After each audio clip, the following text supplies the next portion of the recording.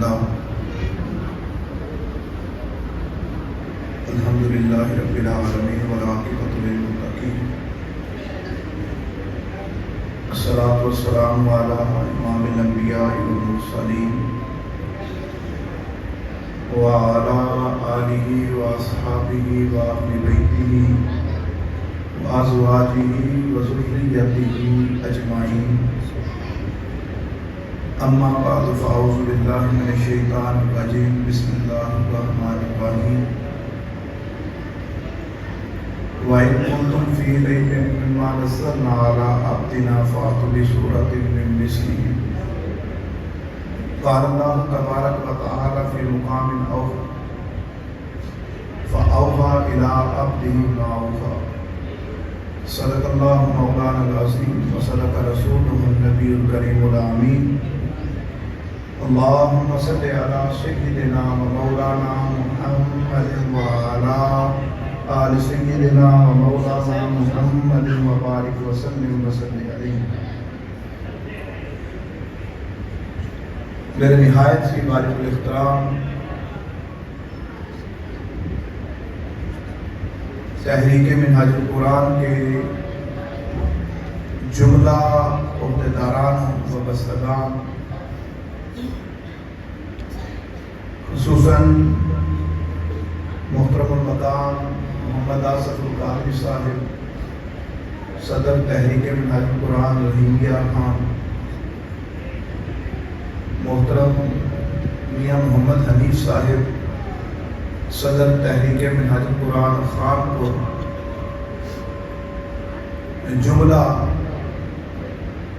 تحریک منہاج القرآن کے وابستگان، مسجد انتظامیہ، معزز و محترم سامعین، اللہ رب العزت کا بے پایہ لطف و احسان ہے کہ خالق کائنات کی توفیق سے آپ اور میں اس جامع مسجد کے اندر آقا علیہ السلام کے میلاد کی پروقار مجلس میں حاضر ہیں۔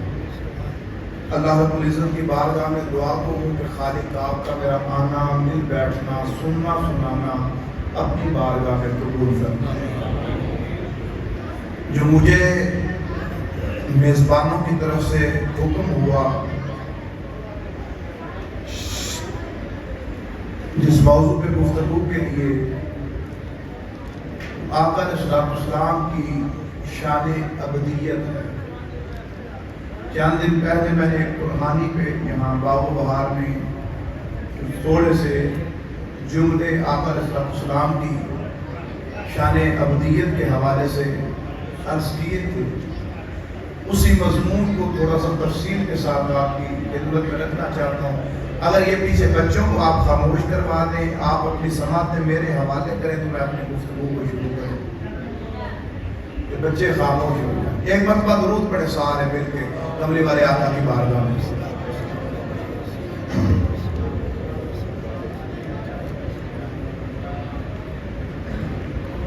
اللہم صلی علی سیدنا مولانا محمد وعلی آل سیدنا۔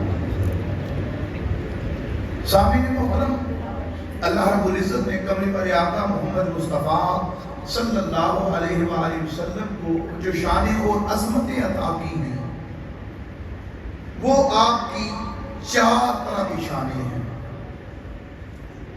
ایک، اللہ رب العزت نے جو آپ کو شان عطا کی، سب سے پہلے وہ شان نبوت ہے۔ پھر خالق کائنات نے آپ کو شان عطا کی، وہ شان محمدی ہے۔ پھر خالق کائنات نے آپ کو شان عطا کی، وہ شان ابدیت ہے۔ پھر خالق کائنات نے آپ کو شان عطا کی، وہ شان رسالت ہے۔ اللہ رب العزت نے یہ 4 شانیں کملی والے آقا کو عطا کی۔ قرآن مجید فرقان حمید میں آقا کی انہی 4 شانوں کو کہیں نہ کہیں خدا نے بیان کیا۔ یا اللہ نے شان ابدیت بیان کی، یا اللہ نے شان رسالت بیان کی، یا اللہ رب العزت نے شان محمدیت بیان کی، یا اللہ رب العزت نے شان نبوت بیان کی۔ میں آپ کے سامنے شان ابدیت کے حوالے سے چند ایک چیزیں رکھنا چاہتا ہوں۔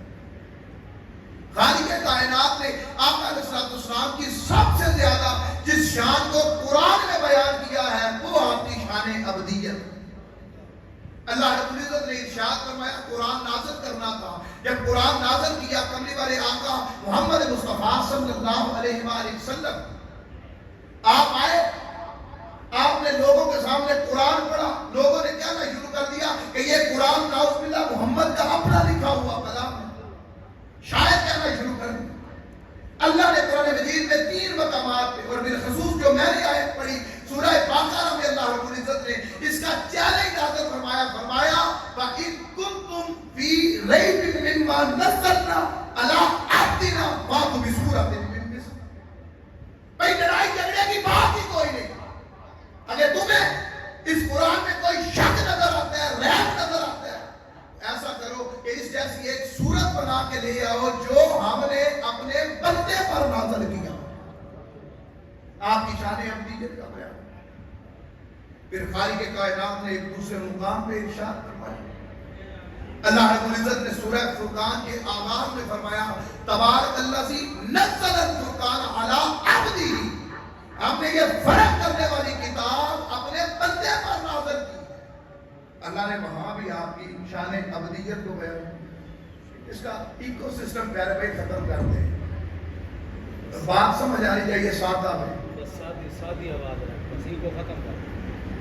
یہاں بھی شان ابدیت بیان کی اللہ رب العزت. خالق کائنات نے کوئی اور شان بیان کی, ابدیت کو بیان کی.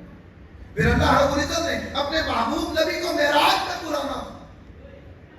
یا اللہ اپنے محبوب نبی کو کس حالت میں کس شان میں بلایا. اللہ نے فرمایا سبحان الذی اسری بعبدہ لیلا من المسجد الحرام. ہم اپنے بندے خاص کو معراج پہ لے, بندے خاص کو اللہ نے سیر کروائی.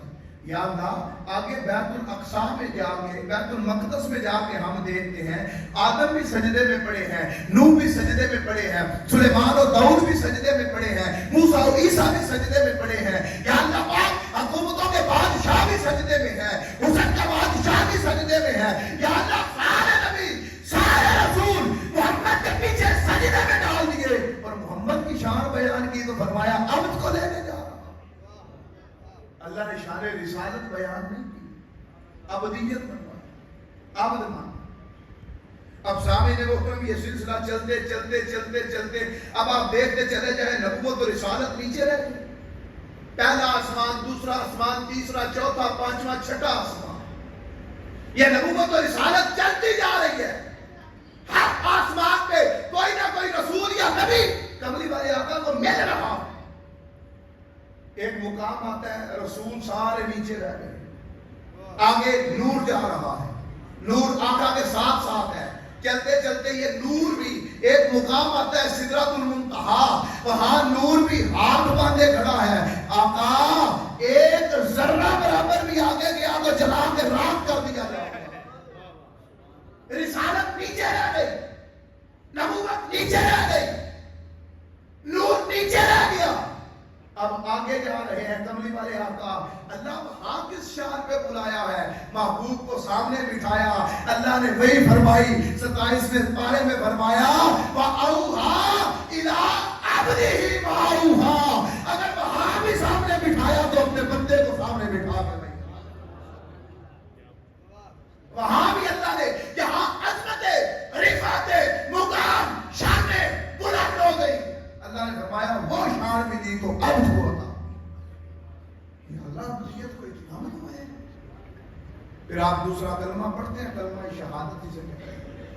اس کلمے کا پہلا حصہ توحید کا, اشہد ان لا الہ الا اللہ وحدہ لا شریک لہ. پہلا حصہ توحید کا. اب دوسرا حصہ جو توحید کے بعد کملی والے آقا کی رسالت کا اعلان ہے, کلمہ شہادت کہتے ہیں. اللہ نے وہاں وَأَشْهَدُ أَنَّ مُحَمَّدًا عَبْدُهُ وَرَسُولُهُ. یہاں بھی پہلے ابدیت منوائی ہے, بعد میں اللہ نے رسالت. اب ایک لمحے کے لیے سوچنے کی بات ہے. اللہ رب العزت نے, اب میرا چونکہ مضمون نہیں وہ ایک دوسری لائن ہے, میں آقا علیہ السلام کی نبوت, رسالت اور شان محمدی کو بیان کروں, وہ ایک الگ مضمون ہے. میں تھوڑا سا آپ کو جھلک دے کے جانا چاہتا ہوں کہ صبح کوئی اٹھ کے یہ بھی کہہ سکتا ہے بھئی اللہ نے قرآن